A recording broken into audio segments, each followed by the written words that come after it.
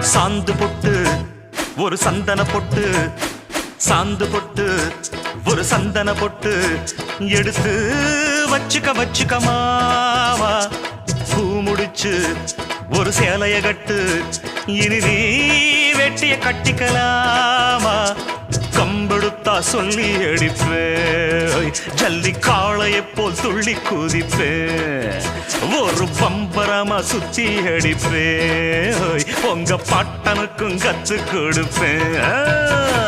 சாந்து பொட்டு ஒரு சந்தன பொட்டு எடுத்து வச்சுக்க வச்சுக்க மாமா. பூ முடிச்சு ஒரு சேலைய கட்டு, இனி நீ வேட்டிய கட்டிக்கலாமா.